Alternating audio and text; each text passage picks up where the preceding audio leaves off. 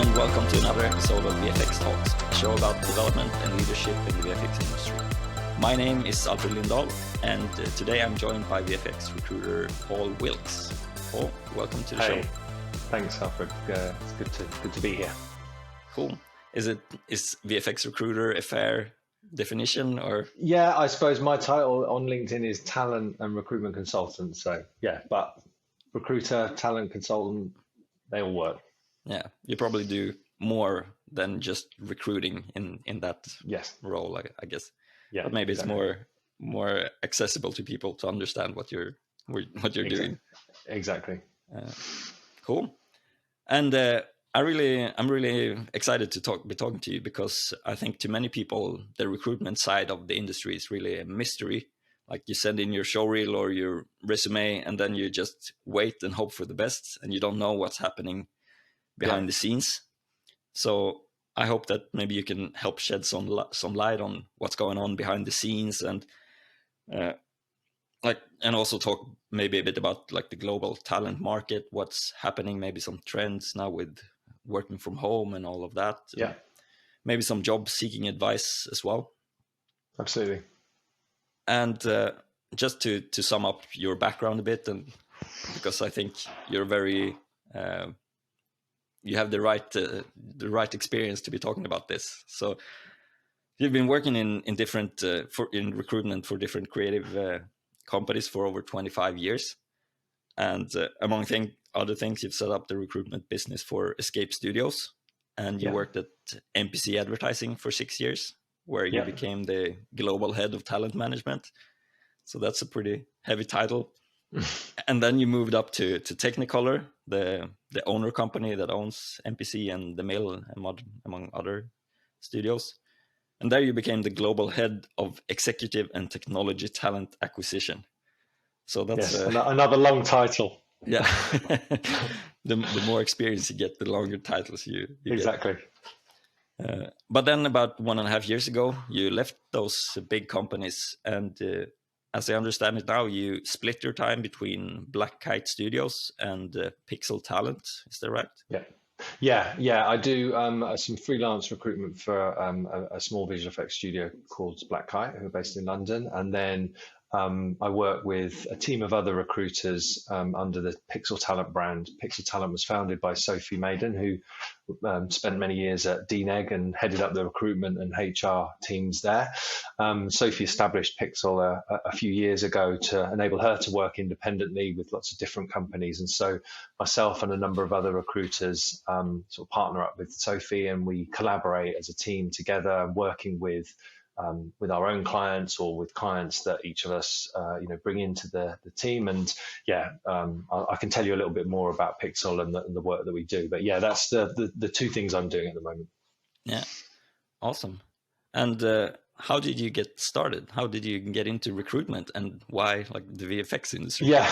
Why recruitment? I mean, recruiters, actually, I don't think many people sort of set out to get into recruitment. It's just one of those jobs that kind of find people. So I did product design at university in Bournemouth. And when I graduated, I was looking for work myself. I was sort of registering with local recruitment agencies because I planned to stay in Bournemouth at the time.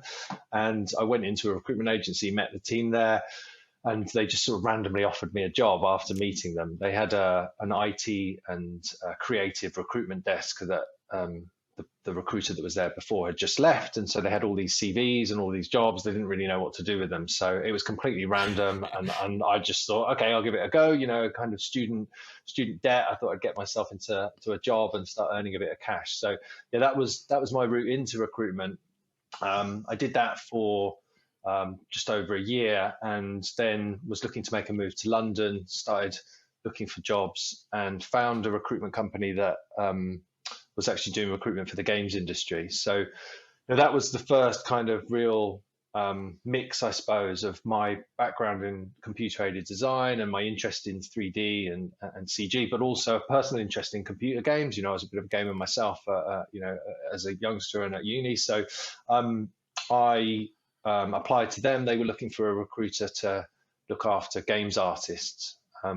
which at the time was just, I'd never really even thought about how that would work, that there would be a recruitment company that focused just on the games industry. Showing my age a little bit, it was just really around the launch of the PS1. So, games industry was really sort of booming then and becoming very mainstream more than it had been. So, I got the job in London, recruiting games artists for UK games companies. It was a small recruitment agency that had been going for quite a while. Really nice, small, independent company, working with all the big games industry names in the UK. And so I actually was there for 8 years, ended up managing a team of recruiters that were looking after games development. We'd started working with companies in the US and across Europe. We were managing all of Sony Computer Entertainment's recruitment in the UK at one point. So it was a really nice role, really enjoyable time, doing recruitment, which I'd kind of learned the basics of at, a high street agency, but in an industry that I, had a real passion and enthusiasm for. And then from there, I went to meet the guys at Escape Studios. They were actually looking for someone to head up their games courses at the time. So I was invited to come and meet them as a recruiter to help them find someone. And it was just one of those meetings where it started off as a client meeting and kind of turned into an interview as we were there. I really, I really liked Dom and the work that the guys were doing there at Escape. It was really exciting to understand the kind of, the process that they were going through in terms of giving people kind of core skills and experience they needed to get their first job in the industry. And so, they had a kind of a half recruitment business where they were trying to find jobs for students that had completed their courses. So they asked me to join and really kind of try and establish and grow that recruitment business into something a little bit bigger. So that kind of, that segue from games took me into, those other areas of visual effects and animation as well. Then I was there for 7 years.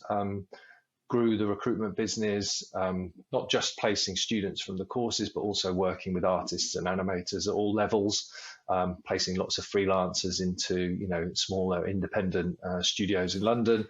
And then I ended up working with the broader Escape business. So I worked closely with Lee Danskin and the team that were developing the courses, and then ended up sort of running the sales and marketing of the visual effects training school as well. So that was my kind of segue into visual effects, and then from there, that kind of led me to the role at MPC. Yeah, nice. And what is it that you like about the recruitment job for your talent management? I suppose from my background, I've always had that interest in CG and the kind of creative and technical aspects of games, of visual effects, animation, whatever really creative content of that type. But I suppose I never really had enough desire to actually be be an artist myself and sit down and be at a computer for long periods of time. I was all very much more interested in the kind of the people side of the business and the communication with people that do this work. I think particularly at my time at Datascope, when I started engaging with the kind of leadership teams in companies and talking about the talent that they needed to hire, it was a real eye opener. And that, talking to people that are running games businesses, but they had the kind of mirrored the kind of passion, enthusiasm for the industry. Lots of them are just, were sort of, bedroom developers themselves or artists that had kind of come up through and were running their own companies. So, I think that just really the sort of having the interest and enthusiasm for the topic, but then being more interested in the people side of the business kind of led me into the recruitment side and and the enjoyment of being involved in the industry without having to be in a kind of dark room at a computer for hours and hours at a time. Yeah, awesome. Do you see yourself as an extrovert, or are you a people person? Yeah, I think so. I mean, obviously, I don't think I could have done what what I have done without having the ability to communicate and talk to people. I mean, I've had to do that throughout my career. I've been at points where that's been pushed further and further. Particularly at Escape, there was a couple of times where I had to do talks to quite large audiences. The first time you do something like that, when you're up on stage and talking to 200, 300 people, is pretty nerve-wracking. Actually, I remember one that we did where we followed DNEG. You'd just done a presentation of all their work, and then we came up as Escape Studios to kind of show our students' work, which was pretty tough act to follow. But those things, the more you do them, the more comfortable you become with it. And I think the thing for me has always been that if you have a genuine kind of interest and passion for the topic and for the subject, then that carries you a lot, really, in terms of being able to communicate with people about it, whether you're talking to an individual, whether that's a student who's looking for their first job and advice into the industry, and they can be quite nervous and uncomfortable, or someone who runs a business. It really, the key thing is having that kind of common ground in terms of the enthusiasm for the topic, and then I think that does carry you a long way. Yeah. And do you have any formal training in recruitment, or have you just learned by doing? No, I think recruitment isn't really obviously you can do training courses, and you can get access to training materials, and there's loads of websites and stuff that you can read up on, and obviously I've done some of that along the way, but I think really recruitment is one of those things where it's a combination of things. It's a combination of kind of experience and approach. And I think that experience just gives you the opportunity to kind of deal with scenarios, lots of different scenarios that come up, both positive and negative, and challenges that come along the way. And the more experience you get, then, that kind of builds up that knowledge for the future. And then, in terms of approach, which again, I suppose is something that I feel like I've always kind of had through all of the work that I've done, is if you have an honest and kind of professional approach to the work that you do, recruitment has a bad reputation, right? It can kind of fall into that same bracket as sort of estate agents and other kind of middlemen that kind of or middle people that are kind of trying to make a deal happen.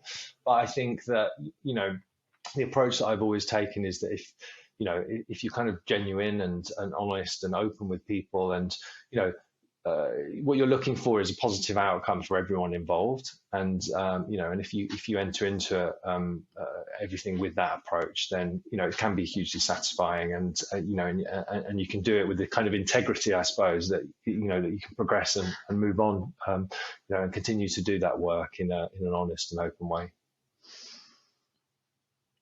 Yeah.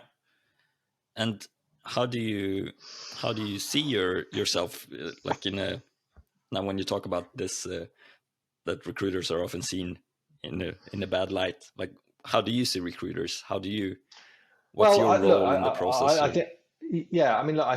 think it's not just recruiters. I think in every area of life there's good, bad, and in the middle, right? So I don't think it's an area that through my time and working with people, particularly within the creative industries, I think that most recruiters that operate in that area are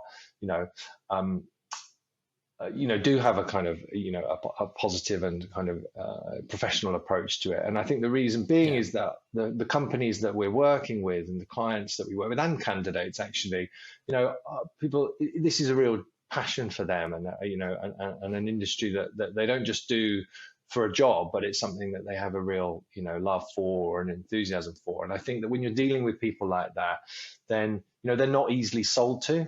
You can't really kind of pull the wool over their eyes. I think people are very genuine about what they do and what they need, and so it's sort of counterintuitive to do anything other than approach it in a sort of honest and professional way.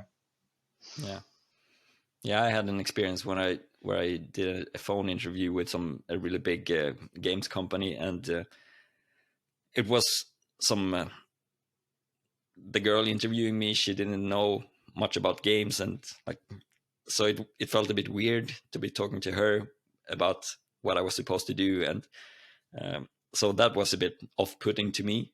But I feel like when I talk to you, and the industry, the craft and everything, and other recruiters that I know, they're so genuine, and that's such a big difference when you talk to someone that shares the passion or someone that is just doing the job.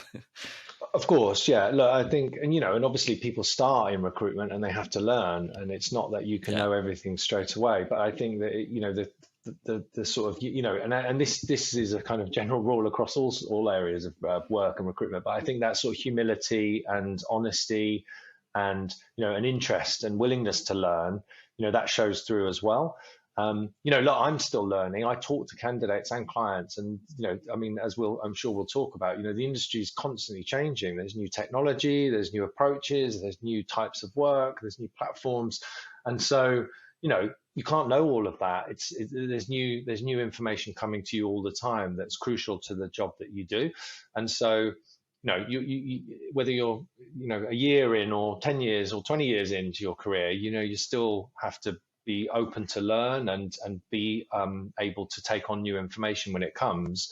So there's nothing, you can't know everything to start with, but I think it's about again, it's about the approach and the sort of willingness to be open and humble around that. yeah. Okay, so talking a bit about the process, like how do you, when you work, maybe it ties back to like how PXL Talent works and Black Kite, but how does the process start when, okay, we need to find someone, and what is your role? What do you do? And can you take us through the steps of recruitment? Yeah, I mean, I suppose process? it does vary slightly depending on whether it's an in-house role like I was doing at MPC, or our work as sort of external consultants for PXL. But normally, well, mostly we're working to a specific brief. I suppose that's the key thing. We're not, we don't sort of speculatively send candidates to clients trying to find them a job. We're not representing the candidates in that sense.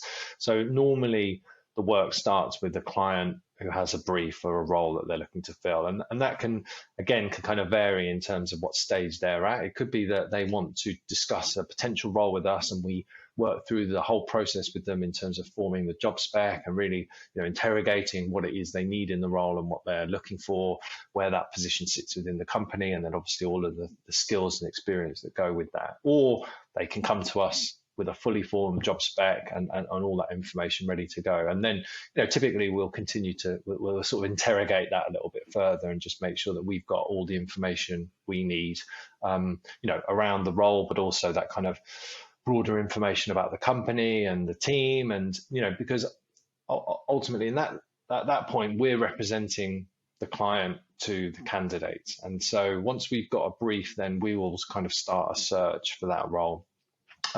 We don't tend to advertise positions. We may do some posts on LinkedIn occasionally, but most of our work is done through, connecting with people through our existing network. So myself and Sophie and the team have all, we've all worked within the industry for a long time. We've all spent a long time in-house roles. And so, we've kind of created these sort of global networks of talent across a wide range of disciplines. And so that network is kind of the starting point, and then from there we may get referrals either from each other or from our own network, people that would recommend people for certain roles. And then we would do, we can do active searches where we're looking to identify potential candidates for positions, approaching those candidates to see if they're interested in considering new roles. And then if you get that interest, then the next stage is, once you've kind of established a list of potential candidates, then we're going to talk to them in a huge amount of detail about the role, but also, presenting the role to them and the company, but also, taking the opportunity to learn about them as an individual, their skills and experience, what they've done, but also what it is they want to do, what sort of progress and roles are going to be suitable for them.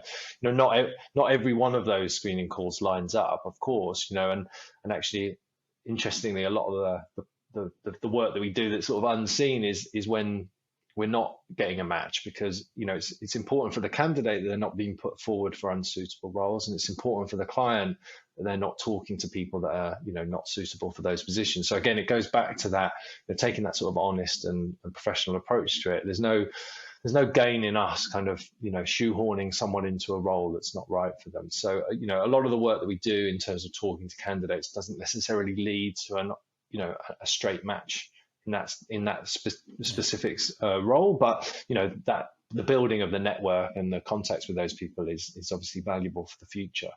And then if a candidate is interested in the role and we've kind of established that mutual interest, then we'll present the candidate to the client. So we'll send over their details with some supporting information, some notes around our call and background, salary expectations, availability, all the kind of practical stuff. And then once the clients reviewed that, then they would typically conduct a first interview.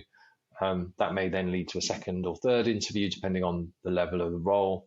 And then we typically, play a part in the negotiations around an offer if it gets to that stage. And again, we kind of act as an independent third party.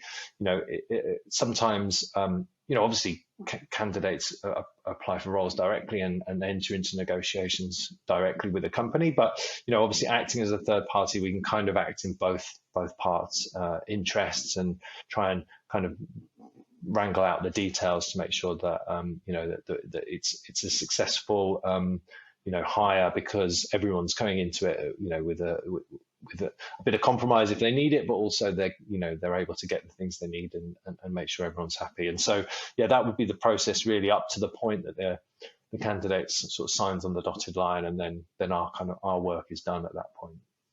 We'll obviously, continue to follow up with candidates and with clients and ensure that everything's kind of gone ahead successfully. But that's the simple version of it. It doesn't always go exactly like that, and timescales can vary hugely as well, I guess. For some roles, you can be talking a few weeks or so to identify potential candidates. Some very senior positions, you could be working on them for 6 months or even longer, because we're dealing with roles at the sort of supervisor or exec level. And so, identifying and sort of securing candidates at that level can take a bit of time. Yeah. So you're recruiting more on the higher positions at PXL Talent. Yeah, we don't have a kind of set level, but typically it's sort of supervisor on the creative side or kind of senior exec producer on the production side. We obviously deal with technology roles as well, but again, it would be kind of head of department, and then, MD, CTO, those kind of very senior positions as well. We do work with a number of companies that on kind of studio builds, if they're, startup or scale up, and where we would support them in hiring, artists or producers at broader levels. But normally it's part of a kind of, it's part of a studio build kind of project, as opposed to just contingency recruitment or finding artists or animators for specific positions. Yeah. But can you speak on like how it differs when you recruit, like if you need a lot of junior compers or animators? Sure. Like from your experience? Yeah. How does that differ? And I think, obviously that was the work that I was doing, or the team that I work with was doing at MPC. And it depends on the company, of course, because I think that, we must recognize here that, there's companies that we deal with and that I'm sure your listeners will be working at that do different types of work.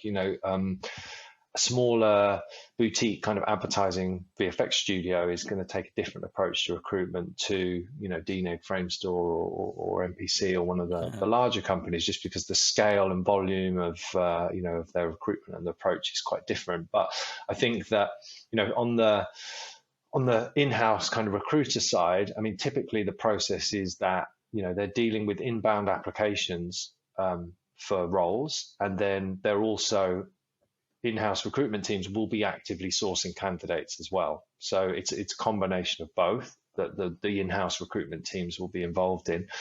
They're bringing candidates into that process to then review them. Probably the recruitment team or someone will do an initial screening of the candidate, then present them to the hiring manager, whether that's a head of department or a supervisor, whoever's responsible for kind of identifying the right people for the team.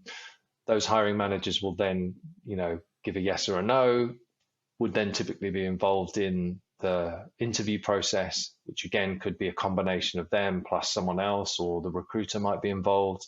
And then once a hiring decision is made, then it'll be a kind of trigger to push that person through to the next stage, which would typically be HR, or maybe the recruitment team are involved again in kind of securing the paperwork. I mean, sort of hiring velocity is, is an important thing for companies, particularly when they're crewing up for projects. So, yeah, the larger VFX studios will have, pretty well-resourced recruitment teams with tools and systems in place that enable them to hire at pace if they need to. Which like inevitably it's a bit of a machine, right? But also it is talent focused, and the companies want to ensure that they're getting the right people. So even though there's it's a very kind of sort of process driven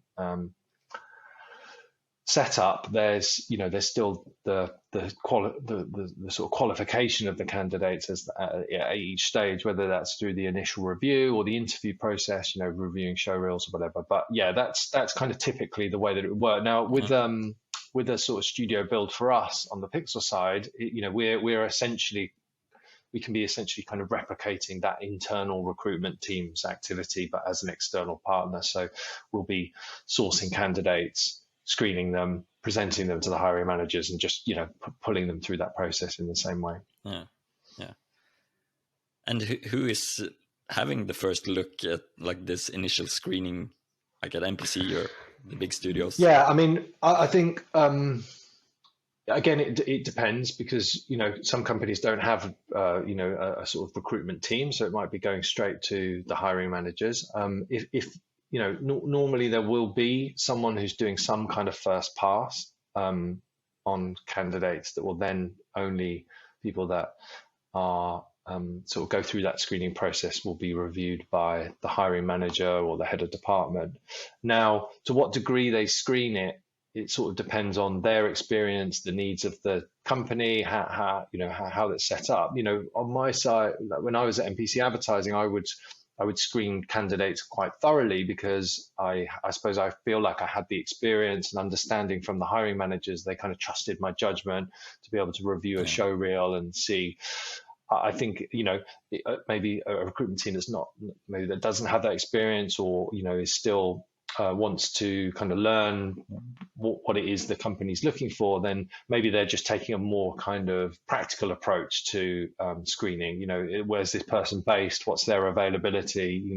Do they have the kind of the core skills presented in their CV? And then those will be passed on to the hiring manager or the head of department, or whoever's screening it. So I think, again, it varies. I suppose you'd like to think that in most companies that anyone who makes an application, that at some point, their CV is going to get, on their showreel, more importantly, is going to get reviewed by someone who, can make the final decision one way or another, whether this person's suitable or not.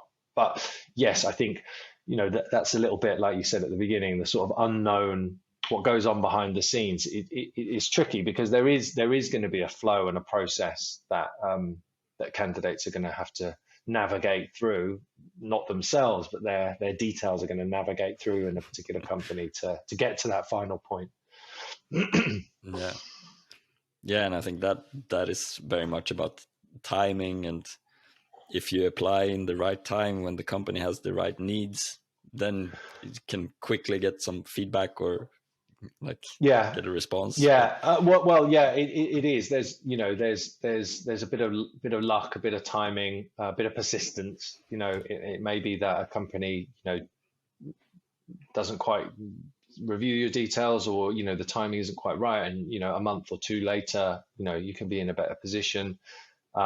Look, there's lots of other facets to that, because I think if you can make a direct connection with the recruiter or with the hiring manager, that enables your details to be kind of given a little bit more attention, or whether that's through asking directly for that to just make sure your details have been received and reviewed, but of course that has to be backed up by your your reel and your background and experience being suitable for the role. You know, just because you're kind of knocking harder on the door doesn't necessarily mean you're going to get in. So yeah, there's so many different elements to it, really. Yeah. And that made me think of, like, if you get a connection with someone, if you do an interview but it doesn't work out, like, no, that person isn't suitable for this role, but then the next time when you're supposed to hire someone, then you think of that person, like, oh, but I had that interview, Of that was a course. I nice mean, I think, guy or yeah, girl. absolutely. And you know, and I mean, in most cases, you'd expect that internal recruitment teams would manage their sort of database of candidates in that way. You know, if there's people that they've interviewed that they felt like could be a future hire but weren't quite right at that time, then actually it's kind of their responsibility to continue to maintain the relationship with that person. Now, that doesn't always happen because of volume and timings. So I think, I think if someone does have an interview and it's a positive experience and they feel like, you know, that they either it was just timing or they missed the mark just a little bit and there's things that they can do, then yeah, absolutely, to kind of keep in touch and follow up in the future is, you know, you need to get as many of those kind of connections going as possible. That's definitely a key to getting your first role. Yeah. And do you think candidates should send in like a new application if they update their reel, they work on a new project? Should they send in a new application, or does Yeah, that I help? think so. I mean, yeah, I think so. And I think, you know, the timing around that is, you know, you don't want to kind of spam a company with, you know, a new No. update every week. But I think that if you've done you know, a new piece of work that, you know, that has added something to your reel and given you the opportunity to update it, then absolutely. I think that, you know, it's just the sort of getting a job there is a job in itself, you know, I mean, I've said this to a number of people before, you know, you could approach it in a really kind of structured way, you know, create a spreadsheet of all the companies that that are out there that you might be interested in, you know, focus in on the ones that, you know, do the sort of work that you want to do and that your skills and experience are most relevant for. Identify who are the key contacts in that company that are going to be involved in the recruitment process. You might not be able to get that information, but you could, you know, you could just look on LinkedIn. You could find out who the name of the recruiter, or, you know, who's the head of CG, if that's the route that you're going into, and really kind of try and make a connection with that person. Check that your application's gone in. If it has and it's been reviewed, try and get some feedback. If that feedback gives you an insight into things that you can do to improve, then if you do that, then absolutely, you know, another kind of approach once you've you know, added something to your reel would, you know, it's definitely the route to go. You know, it's not a sort of one hit approach. You know, you can't. It's not just like you apply, you're rejected, that's it. You can never go back to that company again. I mean, it's certainly. You know, there's loads of people that I've been in touch with for long periods of time until either their skills or experience have kind of improved or changed, or the timings come right, that a role's become available that's suitable for them. And, you know, that could be months, it could be years in some cases. And I think what happens is once people are in the industry, that's kind of the natural process that they go through as they continue their careers, because they build up that network of contacts. They work at a number of different companies, or people they've worked with move to new companies, and that's the thing that opens the door for them. But you know, you have to kind of start that process from the outside as when you're looking to enter the industry. Yeah. And when we spoke a few weeks ago, you talked about this when I said that there's so many people, like if you go to VFX on Reddit, for example, so many people applying for hundreds of jobs, but they get like 2 no thank you and no response from the others. When you talked about applying for a job is a job in itself, and then you talked about maybe you should focus on a few studios and do a thorough, like you explained now, like do some investigation. And can you talk a bit about that?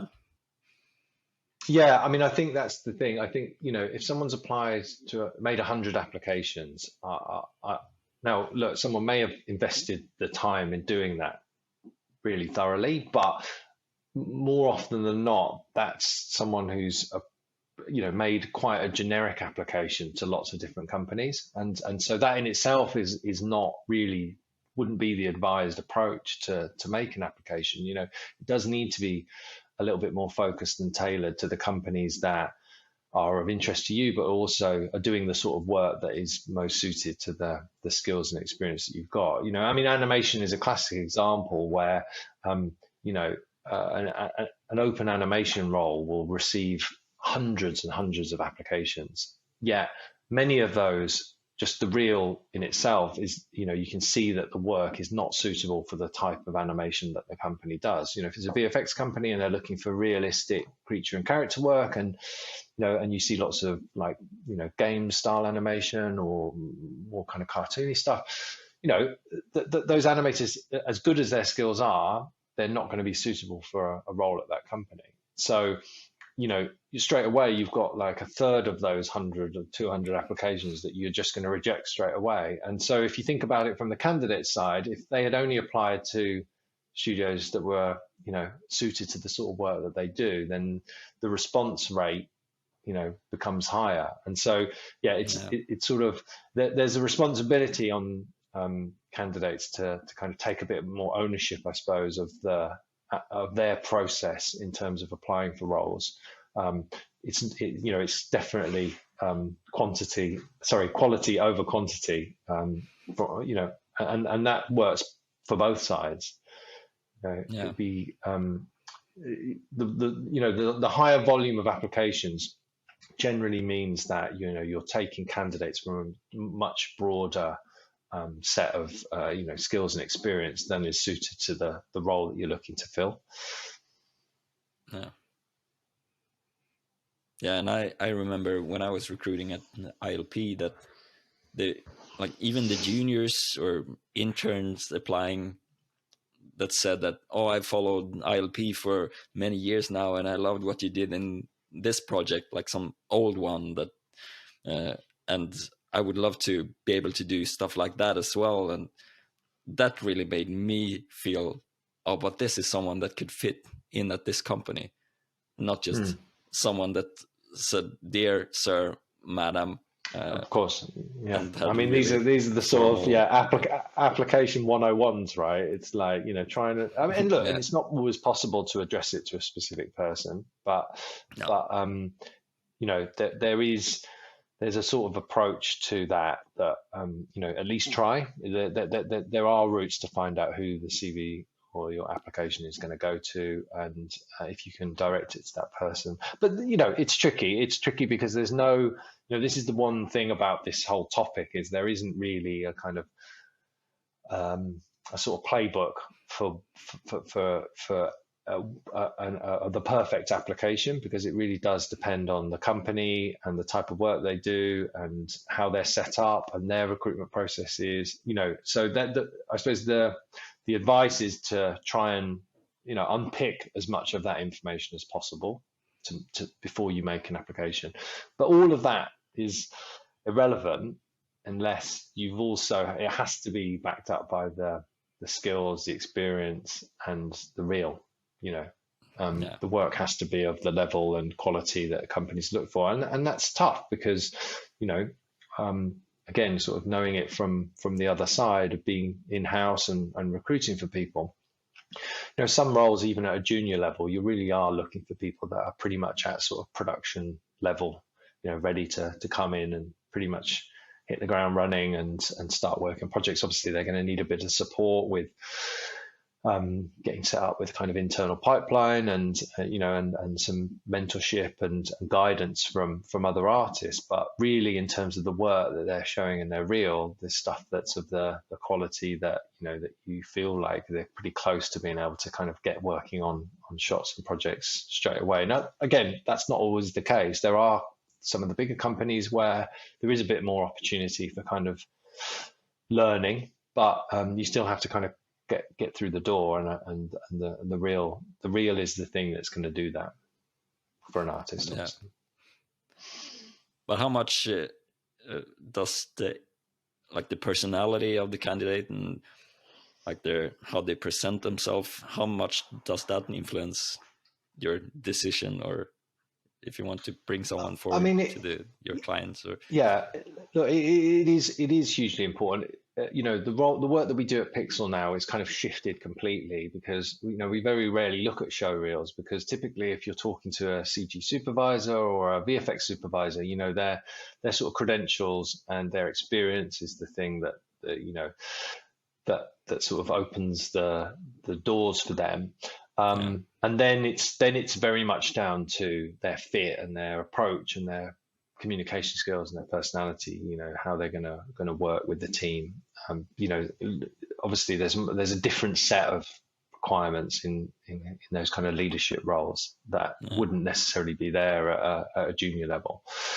But still, people, I suppose, anyone who's conducting an interview needs to be confident that someone coming into the team is going to be able to get on with everyone, take direction, take criticism, take feedback in a positive way. They're going to be able to work well with the rest of the team. And so, yeah, no, look, it doesn't mean you have to be like an uber confident, superb communicator. The visual effects and creative industries in general are a place where there's huge variety in people's different approaches and backgrounds and experience in terms of their communication skills. There's technology roles where people are kind of a little bit more kind of focused on their work. There's supervision roles and creative roles where communication skills are much more important. So there's a huge variety there, but I think it's more around having a little bit of the sort of confidence and clarity to kind of communicate that you're going to be a good fit in whatever team it is that you're going into. And as we were saying earlier about the public speaking and the communication skills in general, some of that stuff, it just takes time to acquire it. It's interesting, having done recruitment in a number of different areas, particularly even in visual effects. The advertising side of things is a much more, I suppose, feels like a much more client-facing environment, even from a more junior perspective. People are runners, are going to be talking to clients that are coming into the building, and there's a little bit more of that sort of outward sort of communication. On the film side, sort of client interaction is comes much later on down the line, and so maybe there's an opportunity for people to not have to kind of develop those skills so early on. It was interesting at Escape, we would we'd have classes of 12 students typically doing the courses, and I'd speak to the students towards the end of their course, talk about some of this advice really about getting their first role and what they're going to do, and and you could quite easily sort of identify the various different sort of personality types that that might be more suited to that kind of slightly more kind of open kind of client-facing environment in advertising early on, versus people that that were maybe more suited to kind of being part of a larger team where there's less need for them to kind of be out there kind of communicating with people straight away. Yeah, that's I see that as well, and it's good to hear it from you that you also like how the different personalities can affect where you would fit, and that's something I talk to my students quite a bit, to try to find, are you the sort of person who wants to just put your headphones on and do the work, not talk to anyone? Maybe you should apply for a bigger company, and vice versa. Yeah, and look, and of course it all varies, and some of these things you can't really find out until you're there. But I think again it's tricky for the person who's entering the industry. But once people are in the industry, they kind of understand and navigate that stuff as they go. Yeah.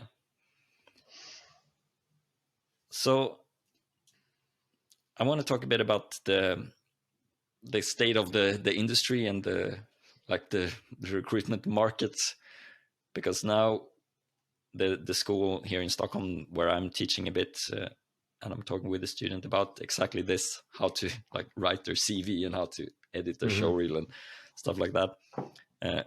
And they're applying for their internships now, and it seems pretty hard at the moment. Some companies they find it hard to bring in interns because everyone, well, like they want an intern to sit next to the artists, and so they can speak easily and get up to speed quickly. But since now most of the office is working from home, if they bring an intern, they might be alone in their department in the office. So then they feel it's harder to bring in interns at all. Yeah. Like, and what is your views on what's the state of the industry at the moment? Yeah, I mean, I think, obviously it goes without saying that there's been a massive shift in terms of, speaking specifically about remote working, hybrid working, and whatever sort of form it takes. There's other changes. And I mean, I suppose the underlying point is that the industry is always changing. There's new technology, there's shifts in terms of locations, there's shifts in terms of the type of work. But specifically around, remote and hybrid working, it's a really it's now become a sort of key facet of the recruitment process, both from a client and a candidate perspective, because companies have tried to establish their new ways of working, and so they are either fully remote, hybrid, or fully in office typically. And there's variations of that, and there could be variations of that within a company, but it's one of those three typically. And then candidates are either have a desire or a requirement to be in one of those different settings. And obviously fully remote was the way most people had to be during COVID, and now that's not the case. And so companies have decided to take a path where they've benefited or utilized the ways of working and the technology that enabled them to work remotely, but enable that to continue in some form or another. So, but I think the key thing really is that we're getting a sense of is that actually lots more people want to be back in the office than was probably thought, because people do like the social aspects of being in an environment. Everyone's got kind of bored of working at home. Not everyone, but now look, that's not to say that there aren't people that have hugely benefited and from remote and flexible hybrid working around whether it's the location they're based in or their family setup, when they travel and when they commute, and all the obvious benefits that can come from that kind of more flexible way of working. And I think lots of companies have recognized that. Everyone kind of earned the ability to kind of be a bit more flexible, because everyone down tools and started working from home in a very quick period of time. So it's not, I'm not saying that's shifting away, but certainly there's a desire, not from everyone, but from a number of people that want to get back into the office and work in a sort of collaborative, creative environment where there's a sort of social aspect to it, and they're seeing other people and they're in a different environment rather than just being at home. So I think the intern and kind of entry level and really actually not just at that level, but for people's career progression in general, working remotely does present some huge challenges around how you support people through their careers, and how they're able to learn and get advice and help from other people. Because whilst you can set up structures and systems for that to happen remotely, I think a lot of it, or some of it that happens organically, is very difficult to replicate. So, having people just, listening and hearing conversations going on around and seeing all that kind of over the shoulder advice that you would get, ad hoc kind of is really difficult to do. And I think, so that is a challenge for people that are, looking to get those internships. So it's tricky, because I think it is still transitioning a little bit, but I think that there are more and more people that are getting back into the office, and not necessarily full time, maybe 2 or 3 or 4 times a week, and then still having the opportunity to, have quiet time or work from home when they need to, either for their own benefit from a work perspective or other kind of personal reasons. So, that sort of hybrid working feels like it's a kind of becoming much more of the norm. There are a few companies that are working towards full return to office, and there's certainly some companies that are still have decided to remain fully remote. So I think it's sort of just another facet around identifying the sort of companies that you want to work at, and how that matches up with your personal circumstances. I mean, look, I would agree that certainly in the last year, it probably has limited and reduced the number of internship type opportunities that are available, because those things have been a bit more challenging, and companies have had to go through a process of sort of really just sort of maintaining business continuity, and keeping going to a certain extent. Now, as we kind of hopefully get into a more settled phase of like companies deciding what it is they want to do, then really, when you're talking to students that are looking for their first job, and I've done this when I've gone to career events in other parts of Europe or in the UK, it's kind of the first question is, well, what about relocation, right? So where is it that you're looking for a job? And if you're just looking in one location, then you kind of have to deal with whatever the circumstances are in that place. If you then open it up and you're happy to consider the rest of Europe or North America, then it kind of it opens up more opportunities and different scenarios where there could be places that sort of line up with what it is you want to do. It's interesting because obviously the role description was one aspect, is the kind of key aspect, and then there would be the salary and the salary budget and the timings and the availability. But this is an additional aspect to a role now that when we talk to clients, we want to understand exactly what their setup is, what the expectation is on people, how much they're going to be in the office. And as I said, I think it can vary from role to role. There are some positions that just require to be on site more. There's others where it can be fully flexible or fully remote. Often leadership roles, there'll be an expectation that that person's going to have a presence in the office. They're going to be or the studio, they're going to be a point of contact for people who need it. So it's just another layer to the sort of the job of finding a job, right? It's like finding what the company's expectation is and setup. Yeah. And this working from home, have you seen that like premiering certain types of people or certain personalities, or making it harder for other people? Yeah, I mean, look, I think the during 2020 and into 2021, it was a challenging time for lots of people to work remotely in that way, because there was lots of other stuff going on as well, right?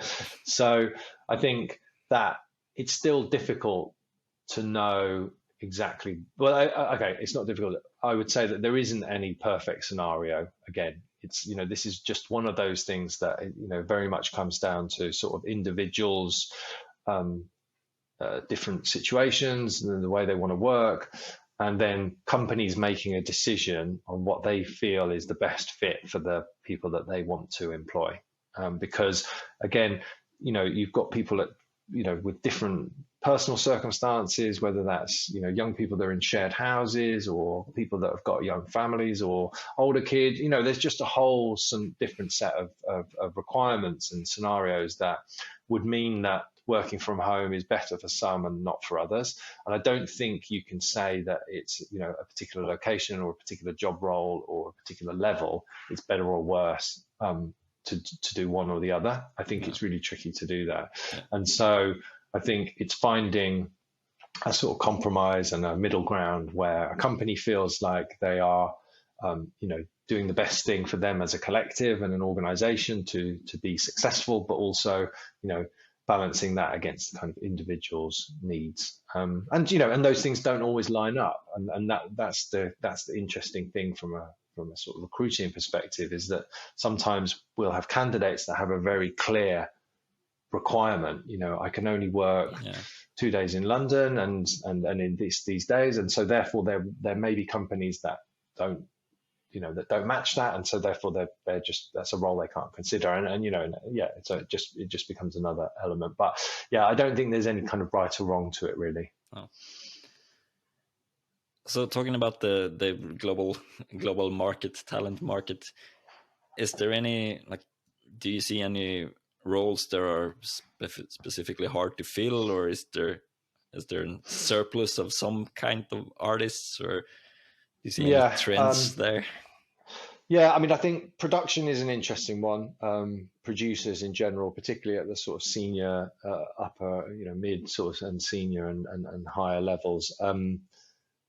I think that just really there was kind of an explosion in terms of the volume of work last year, and so all areas were in demand, but production, I think, particularly because there's fewer of them in general, and again, to sort of be a senior or exec producer, it just requires a level of experience and understanding of the industry and the clients and the artists, the work that they do, that you can't really fast track someone into those kind of senior positions. And so it felt like there still is a real shortage of senior production people. Everyone was scrabbling around for the people that were available. And I think it's an area that's probably to some extent has sort of been underinvested in terms of training and bringing people up. Because the thing is, just purely from a numbers perspective, there wasn't the need for that number of people. And suddenly there was a need, and there wasn't enough people in the market to fulfill it. I think technology roles are always hard to fill, pipeline people and good senior technology people that are involved in supporting artists. And then, I always say this, you start listing it and actually it's all areas, but I mean, comp is always in high demand, good effects people. So, there's lots of areas where it feels like there's always a high demand. And I suppose they're the ones where, it either requires, a higher degree of kind of technical skill, like something like effects or pipeline, or comp where, it's really about experience and also volume. The thing is when companies need, to push comp hard, they need numbers of people, and so just in terms of numbers, it's an area that often gets kind of squeezed because there just isn't enough people in the market. So something that the students usually ask me is like, what area should I specialize in? Which one is better if I want to get a job after my studies? But I mean, I would say that's the wrong way round. It's like, what do you want to do and what are you good at? It's the most important thing, because then you'll be happy and successful doing it. Just doing the thing that there's a demand for isn't really, because the thing is, if you're good at it and you're happy doing it, then the opportunities will be there. It's not like, just because compers or effects artists are in high demand, it doesn't mean a good lighter isn't going to get a job. I think that would be strong advice to not think about it that way around, because it's better to do something that you're good at and you enjoy than something you think is going to be role. That's the thing about this industry and the creative industries in general. Really, is like there is a sort of there's a passion and enthusiasm that kind of drives people in it, and so you've got to identify what that is.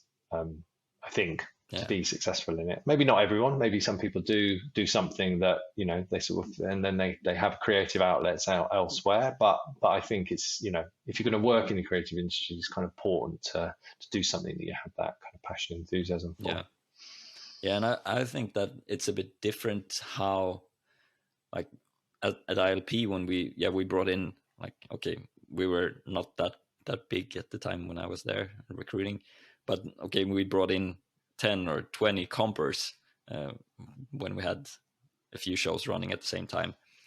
So we needed a lot of compers, but when we found one good FX artist, that was like gold, because they were hard to find. So there's not as many FX artists, but then we wanted to really nail, like get them.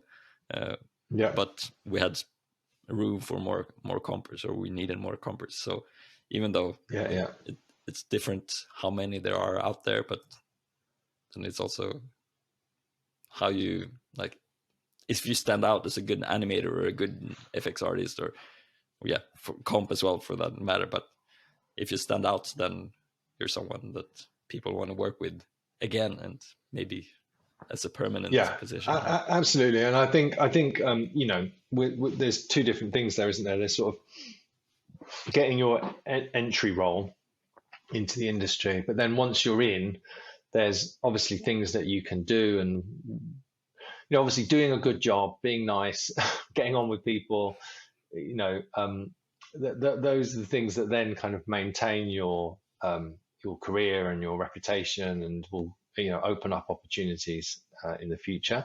But the sort of getting in the first place is a kind of different, a slightly different approach. You know, it's trickier to get that first break, but once you're in, I think then there's a different set of kind of challenges to sort of navigating and progressing your career. I'll tell the students that, like, they need to find their passion and show their passion in their showreel and in their, like, cover letter or whatever it is. But they also find it hard because they haven't tried everything as much. So, of course. So that I advise them to, like, and me as when I was recruiting, that was what I looked for in juniors or interns, that passion, that drive, and the love for their craft. But it was also hard for the students to figure out, like, I want to just work on everything so I get to know what I like.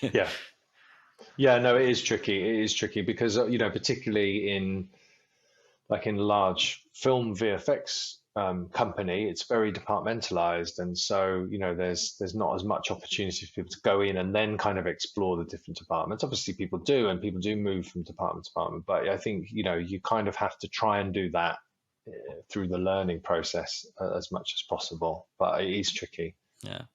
And talking about departmentalization, have you seen any change in that? Because I've heard, talking to people, that a few years ago at least, that it was maybe going a bit like people looking more for generalists because they found out that maybe that was a better way of working. Is that something you... Well, I mean, I've, you know, again, having sort of straddled both advertising and film and episodic, you know, there's varying degrees and different ways of working across depending on the project. You know, the thing is, a large scale film project, just in terms of the volume of content, it would be difficult to do it in a totally generalist way. So, you know, the pipelines are set up to, you know, to have that kind of more departmental structure. In advertising, it's always been a little bit more generalist. You know, there's still specialisms, and I suppose, you know, effects is a good example where typically people would be effects artists, but even effects artists, you know, now it's kind of, you know, actually what you're looking for is more kind of Houdini generalists. You know, you want effects artists that can light their own shots, for example. So yeah, there's a generalist flavor to the advertising side that maybe there isn't in film.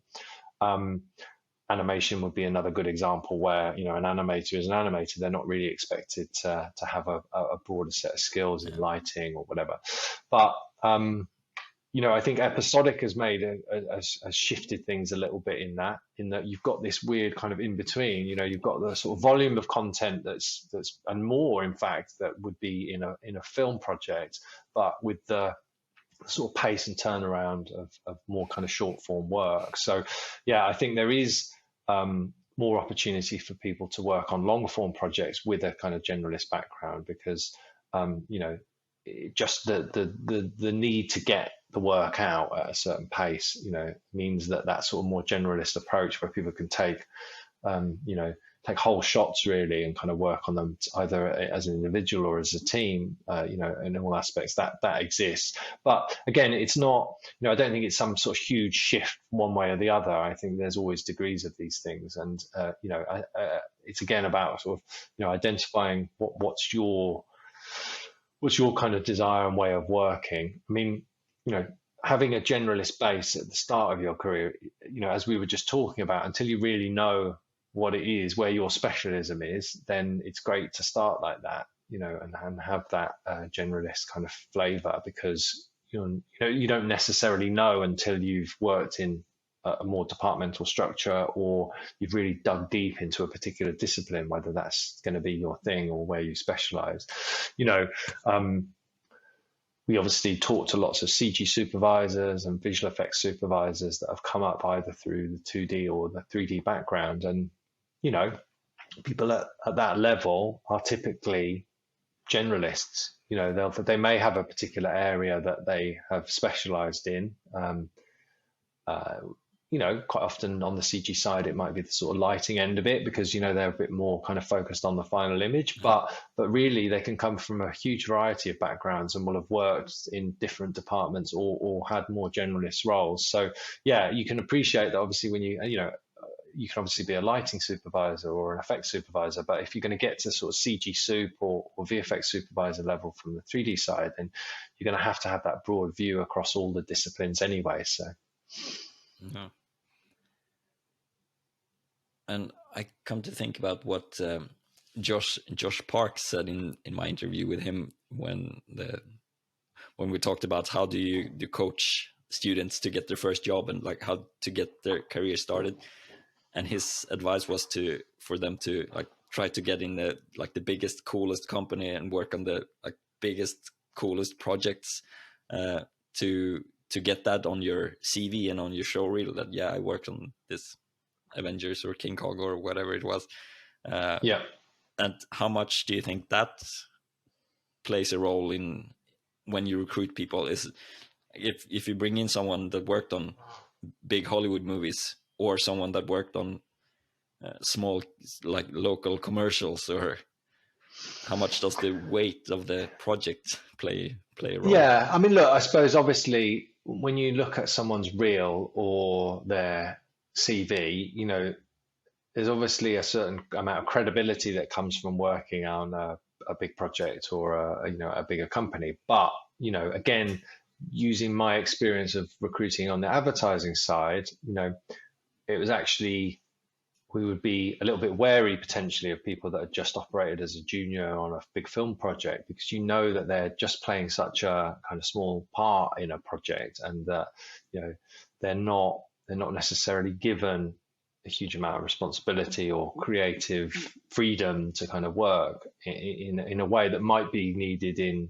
advertising, where you need someone to kind of take on whole shots straight away, or certainly be, not just doing one aspect of a shot and having that slightly broader approach. So I think, look, I understand what he's saying, because I think that the thing is, getting a credit, on a high profile project and working at a reputable company, that definitely gives you an advantage over someone who's trying to get in the industry once you've got that.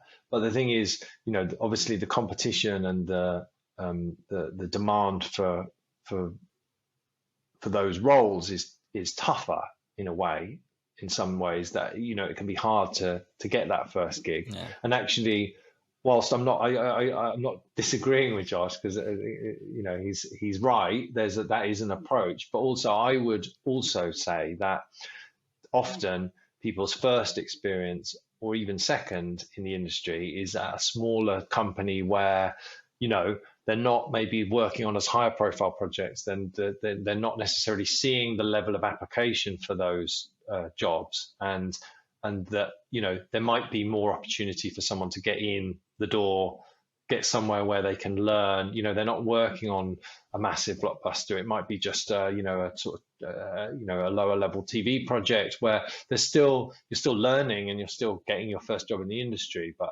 there's not necessarily the sort of demand and pressure that there would be at a bigger company. And that is equally valuable in terms of getting your first experience, because the most important thing is just getting your first experience, right? You just need to get in somewhere and start working. And so when I was at Escape, interestingly, the recruitment that we were doing, we weren't really working with Framestore, DNEG. They didn't really have a need for an external recruitment company helping them find junior artists, because they just had floods of applications coming in all the time. But what we were doing was we were working with quite small studios that didn't really have a presence in the market. They weren't really advertising roles, or if they were, they weren't getting a huge number of applications. And so when they needed people to come and do a bit of roto or paint work, we were able to provide them with a handful of students who were, who had the skills to do the work, but hadn't worked in a professional environment yet. But we kind of coached them and supported them into this first job, and then that's it. Then they're in and they've opened the door. They've got something professional that they can put on their reel, and then so their next application to DNEG or MPC or whatever, they're an advantage of people that haven't had any experience. So I think again, look, I know we keep going back to it, but there are like so many different approaches that I don't think there's one route. And I think it's important to think about the different approaches that you could take. And look, some people just have a desire to work on a Marvel movie or a Star Wars movie or whatever it is, and so that's what they're going to aim for. But it might be that isn't necessarily the place you go first. There might be a more circuitous kind of route towards that through companies that are lesser known or not quite as glamorous kind of projects that you're going to be working on. Yeah, and I think when you look at showreels from people that have worked in smaller studios, and they say that, I did the lighting for this shot, then it's more probable that they actually did the lighting. But if you see like from a blockbuster movie, there might be someone who's set up the light rig, and you just move the lights a bit to get the reflections in the right place or whatever. So then it's much harder to judge. And also like, it's gonna be, your shot is gonna be like to a high level when it's final, but you don't know how many feedback rounds it took. If it took like 20 feedback rounds for you to get it right, you don't see that when you look at a showreel. But I think so I was going to say, I think all experience is good. The key is getting that first step in, but I think it's then how you then use that for the next step and use that for the next step. It's important that people recognize that there isn't just one route in. Yeah, that's a good point. And how, like, tomorrow I'm going to talk to some students about applying for internships and writing CVs and showreels and stuff like that. What is important for them to think about when applying for your first job? Now, of course, we've talked a bit about like tailoring your application to the company you're applying, but like, do they need a CV, or what's important? I think that, the showreel is, if they're an artist in any discipline, then the showreel is going to be the thing normally that people are going to look at first. So that's the thing to sort of focus the most attention on. And obviously we could have a whole podcast about showreels and different approaches to it, because again, it really depends on what the skills are that you're trying to show, what type of company you're applying to, etc. I think a CV and a covering letter, I saw there's much debate about covering letters, or covering letters don't really exist anymore anyway, I suppose. No one really writes a letter. But what we're talking about, I suppose, is the sort of covering note that you would put with your application. And I saw there was a discussion on LinkedIn not so long ago, lots of people being very disparaging about the idea of a cover note, and it's like that it doesn't mean anything. It's never going to get you a job. You know, I've not had to write one for years, kind of thing, and that's fine. And I kind of get the point that, you know, you send a reel, it's great, the company responds, but, you know, as we've talked about, it's not quite as simple as that, and there's not one scenario that works for everyone. I think that, you know, a covering note is important in a way to communicate both a sort of genuine interest and enthusiasm for the company and for the role. Yeah. Also to just share some practical information. You know, the thing is, the covering note might be the thing alongside the showreel that the recruiter or the hiring manager sees first. You know, and so, you know, we're not talking about pages and pages of information here. We're talking about a few sentences, a couple of paragraphs at most, that just explain who you are, what you can do now, what you want to do in the future, you know, why you're applying for this role, what your interests are, you know, and that key information can be the thing that goes, okay, tick, tick, tick, right, you know, will mentally kind of put this person in the next stage just to review them a little bit further. Yeah. And, you know, poorly written or non-existent cover notes are actually is very frustrating, because, you know, as a recruiter, when I'm dealing with high volume of applications, you know, the key thing for me is being able to get to the information to make a decision about the candidate as quickly as possible. And I know that sounds sort of brutal, but it is, like, it can be literally seconds, where you're having a quick scan of the showreel. You know, first 5-10 seconds really important to just make sure it's sort of relevant, impactful, best work, all the usual stuff that we talk about. Cover note. You know, where's the person based? What are they doing now? What do they want to do? You know, just something that kind of clearly communicates an interest and a genuine sort of desire to work at that company in that role. Oh. Or, you know, maybe it's a more speculative application, but in any case, it's kind of, you know, it's just really sort of showing the intent. And those things, you know, that is literally the thing that sort of tips it to the sort of yes or no pile, really. You know, and I might click on someone's LinkedIn profile and go and look at it. I might open the CV and have a look at a little bit more detail. What, you know, I mean, the thing is with entry level is, you know, really, apart from your educational background and I suppose potentially some relevant work experience you've had along the way, there isn't a huge amount of information that you can communicate in a CV. I think, you know, most companies look for them, expect them. I mean, you know, I don't always read them. They're not always there. Sometimes just a LinkedIn profile, you know, serves the same purpose. Yeah.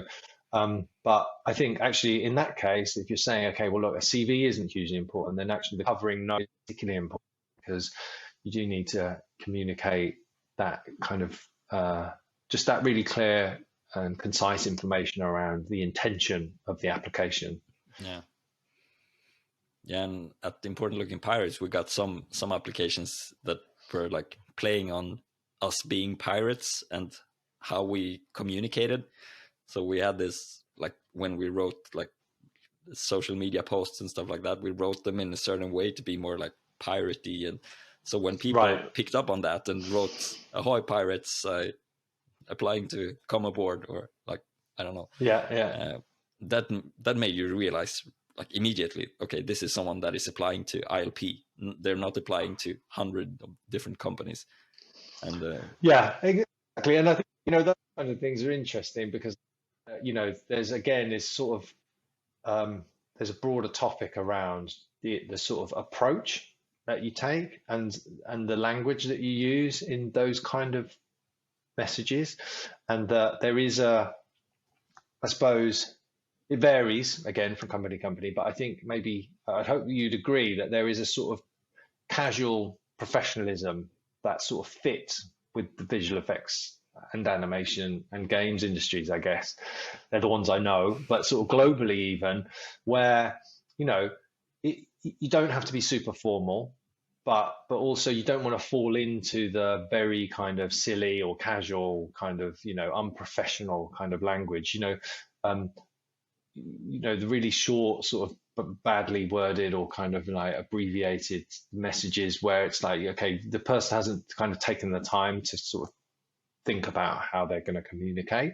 You know, it doesn't work either. There's a sort of middle ground there where you can show a bit of personality, you can be a little bit funny, but without kind of pushing it too far. You know, it is a job application, and there's a certain sort of formality, I suppose, that it needs to be applied to it, but not to the point of it, you know, being super formal. And I think, you know, the interesting thing about that is that in itself can be a very positive part of a person's application, because it's also demonstrating that you understand that the sort of level of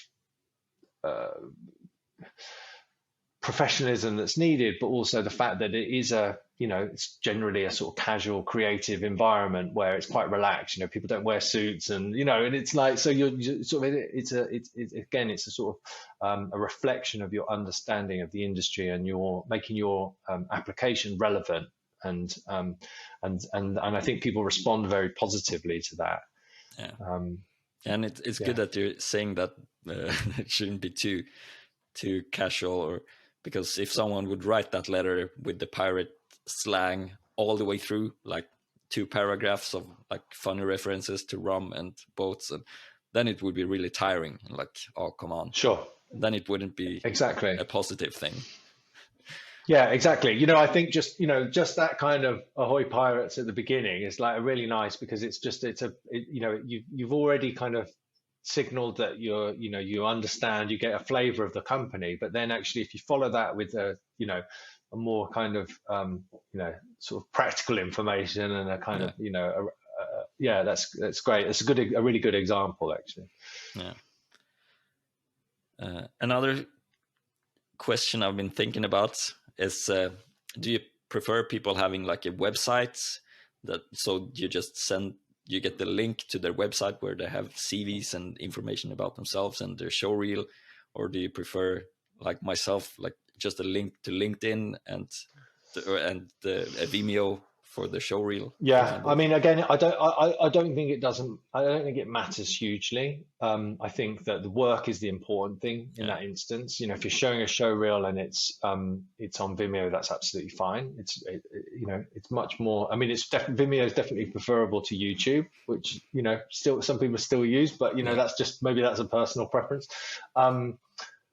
Just because it's much less uncluttered, when you go to view it. That's the thing. It's just like, you're focusing on, and I think the thing about the personal websites is that, absolutely, it's a great way to demonstrate your work, but you have to be recognized that the website itself is a demonstration of your skills and experience, and unless it's like well thought out and clean, and you've chosen a nice font and you've got some nice, but the thing is, you can see a really a half decent showreel in a really badly put together website that can be quite off-putting. So unless, I mean, but look, as you'll know, like Squarespace or Wix, or there's a myriad of other tools that you can use to do really nice professional looking website really easily. So as long as someone's gone down that route and they're presenting their work in the best possible way, that's great.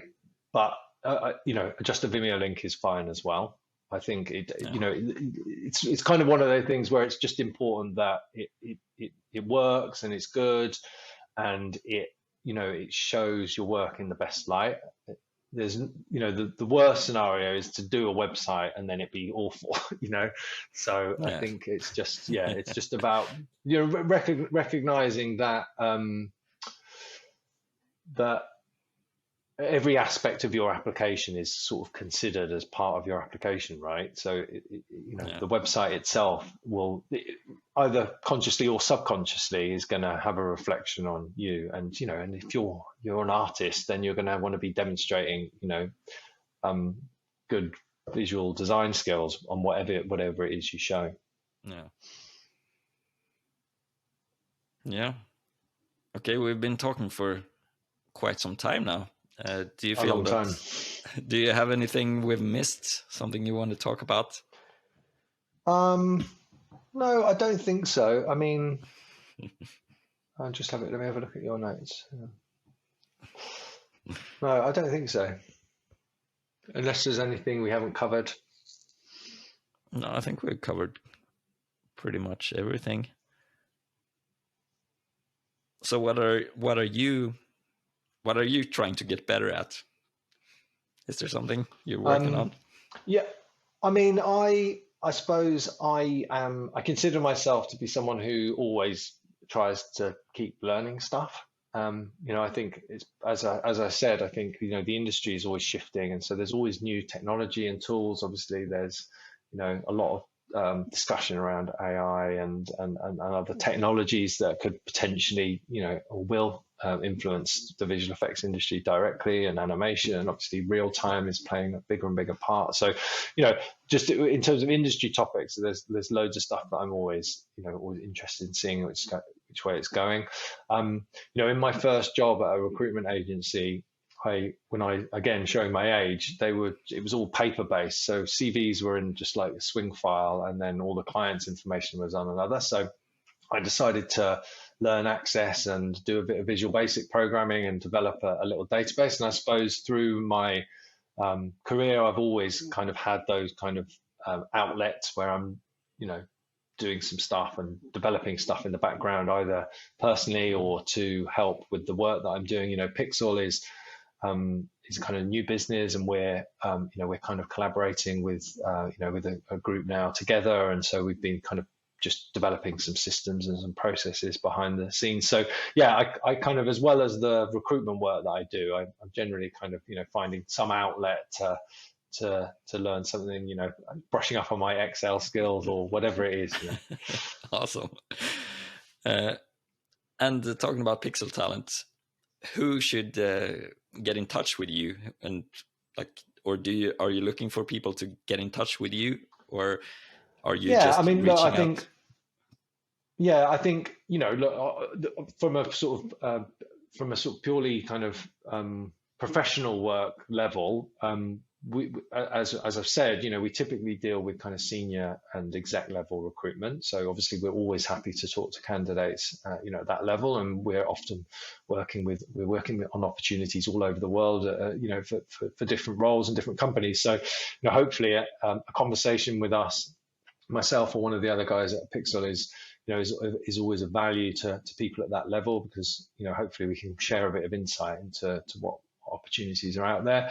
But I've always tried to keep the sort of door open to anyone really in the industry, or who's looking to get into the industry, because certainly my experience from my time at Escape Studios, many of the people that came onto the courses there and that we helped find their first role, lots of those people are at kind of senior and supervisor level now. And so, maintaining relationships with people like that is just part of the work that we do. So, hopefully if there's some value in the kind of experience and the advice that we can give, obviously it's not possible to kind of give everyone tailored advice, but, I think I'm doing a panel in January with a university in the UK. And so I often kind of do those kind of, opportunities to talk. And, even though, as I say, we've kind of shifted now to dealing with more senior roles, there's still, I'm still always interested and happy to talk to people about getting into the industry, or maybe there's an interesting gap there in the middle, because I think what people often neglect is that when you're a sort of junior or a mid, and you're interested in progressing into a more senior or supervisory role, sometimes some advice and help around that kind of progress is useful as well. So yeah, generally kind of happy to chat to people, and I suppose LinkedIn is always the best way to get in touch. We use it a lot for recruitment, and so it's a platform that I'm on a lot of the time, and it's quite easy for people to connect and send a message through. So yeah, that's always a good channel. Yeah, awesome. I think we've covered everything that I wanted to talk about. So thank you so much for joining me. It was a pleasure. Enlightening.